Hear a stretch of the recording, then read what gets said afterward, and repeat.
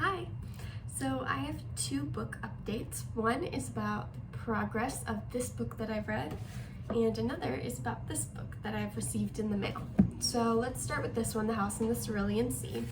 I'm this far of the way through. I'm at 100 pages now, and so far Linus, the main character, we've established that he lives in a house with his cat, that he's fairly lonely, that he works in an office that's very uptight, and he's been called into like the upper executives of his office for a special mission, and the special mission is to be sent to this island with children who are particularly special. He works with magical children, and so these children are ones that are extremely different and possibly dangerous. So Linus has met Arthur, I believe his name is, who runs the orphanage, and then he's also met some of the children. So there's one of them that's Lucy, which is short for Lucifer. There's another which is called Fee, Talia, Theodore, and Chauncey, and then Lucy, which is short for Lucifer. So we've met all of the main children, the main characters, and now what's going to happen is Linus is going to settle into his new home, and then he's going to begin having sort of conflicts with the story, meeting the children, discovering if this orphanage really is deserving to be open. So that's for The House in the Cerulean Sea. So far I'm really enjoying it. I'm liking the writing style. I'm finding it engaging, and also Linus's humor is really funny. Now, I also have a new book that I received in the mail today. This book is called Revenant. It is the sequel to Reverie, which I just read. It was the first book that I read this year, so I'm planning on reading this either while or after I finish The House in the Cerulean Sea. I'm not going to tell you anything about this book because it's going to be spoiling the first book, but all you need to know is that the first book, Reverie, is about a girl named London, and London has formed a telepathic connection with a mysterious boy that she doesn't know, and all about her exploring that, trying to figure out if the boy is real or not, and basically discovering if they exist in the same world. So this one is following the same characters, the same story, but now this time we're working with nightmares, and that's all I'm going to say because that's all I know. So yeah, these are the books that I've talked about today in my little update, and I'll talk to you next time I have some more to say. Bye.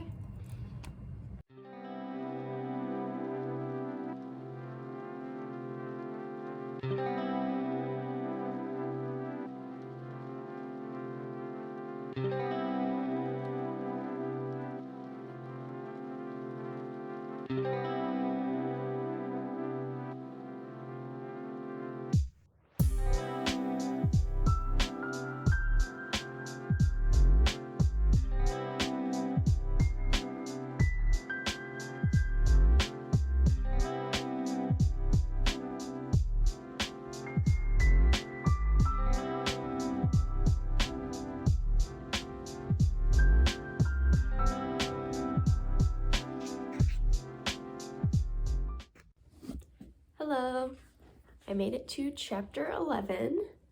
I'm on page 198, so 200 pages. I'm this far of the way through, so I've made it halfway, and I have lots of thoughts. So first of all, I really like the way that Linus's character development is happening. Linus is the main character, and it's being shown through his actions throughout the story that the children are slowly growing on him and his mindset is slowly starting to change. So they have the sailing ship that comes to the island with the bad message on the flag telling them to get off the island, and Linus writes back no thank you on the sail and sends it away. When he's going to send his mail at the post office, he is talking to the teller, and the teller is telling him about the people on the island, how the kids are monsters, and Linus ends up defending them and telling him, like basically putting him in his place. And then he finally gets to see Zoe's house. All the children go out on this expedition, and he's wearing this funny explorer outfit, and they go and find her little house in the woods, and Zoe and Fee go outside together, and she grows this beautiful flower just straight from the ground, and Linus is so in awe of it, and you can tell that he's actually getting connected with nature and connecting with people, and that his mindset has just totally shifted, even from the beginning when he was talking to Lucy. When he first had his meeting with Lucy and Arthur, he's talking about how Lucy has the potential to be a bad person, but he's making the choices to be a good person and to do good things. And so I really like the book so far. I think it's probably going to be super high on my recommendations list. Again, I don't give star ratings, but I'm predicting that if I did, this could be a 5-star book. So yeah, that's what I'm thinking so far, and I'll let you know an update once I'm probably closer to the end. Bye.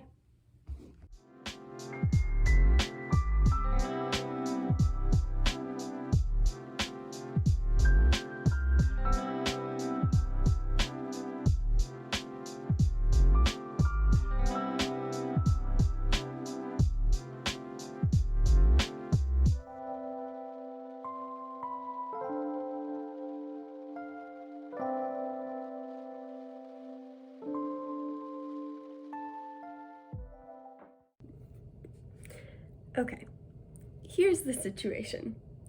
My room is a mess. It desperately needs some cleaning. I let it go while my parents were here visiting for Parents' Weekend. My desk is covered in stuff, my bed is unmade, there are things just everywhere, and so it's definitely time that I take a moment to do some cleaning. I have crumbs on the floor from some of my midnight snacks. I need to vacuum, I need to tidy, so that's what I'm going to be doing today.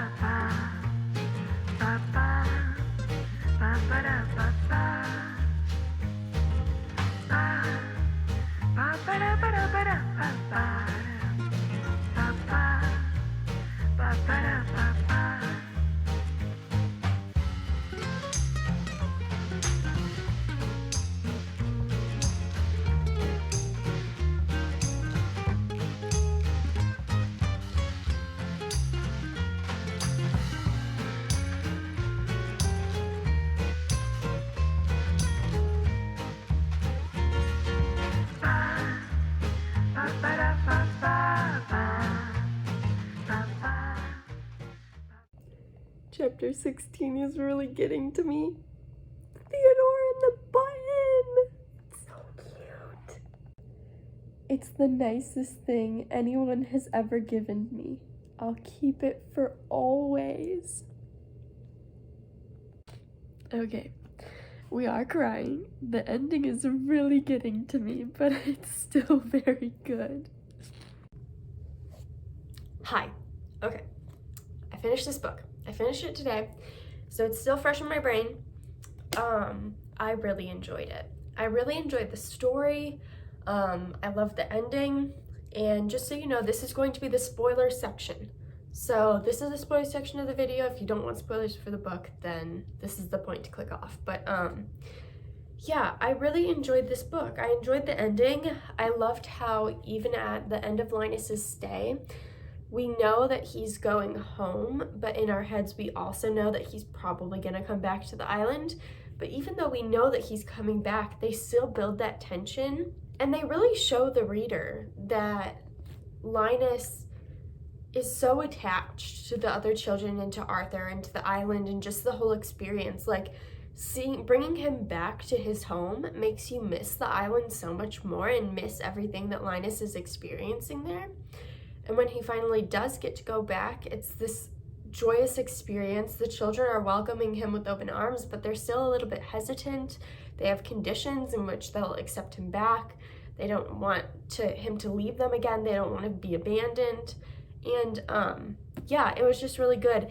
The plot twist with introducing Zoe and Helen and their relationship was super good.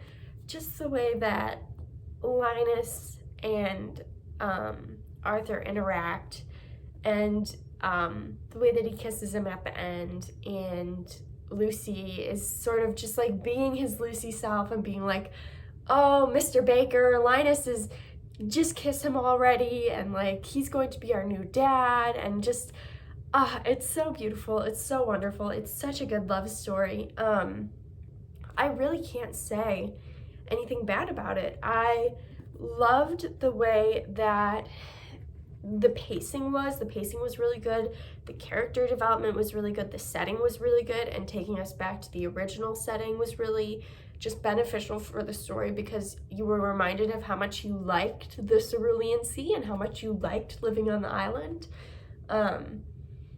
Yeah, I love the way that he sticks it to the man at the very end, talking to the extremely upper management. I love the way that he steals all the case files, because it shows us that he still cares about his job. Even though he's not employed anymore, he's still going to do actual work to help those children. I love that they take on another child, that they take on David, the Yeti. It's just, so much of it was just really a beautiful read. One of the things that I was nervous from the beginning, the only thing that I ever picked up on, is I was nervous of how the author was going to talk about Linus's weight, because they brought it up in the very beginning as sort of a descriptor, but I think that they did a good job of not demonizing him. Like, his fatness wasn't a bad quality about him. By the end of the book, he's actually talking about how he really doesn't care about his body. He doesn't care about his thinning hair. Like, it's just so secondary to him, because he cares about things that are so much more important to him, like Arthur and the children. And he gets that external validation that it doesn't matter anyway from Arthur. He gets that external validation that he's worthy just the way that he is. And so I think that this was an opportunity where I guess the description could have gone awry, but it ended up turning out to be really good. So overall, this is a really high recommendation for me. I would recommend this to other people, and I don't give star ratings, but this would be up there as like a 4 or 5 star read. I would read it again. I will be keeping my copy. I will be recommending it to people in the future. So that's pretty much all I have to say, but yeah, read this book. Bye.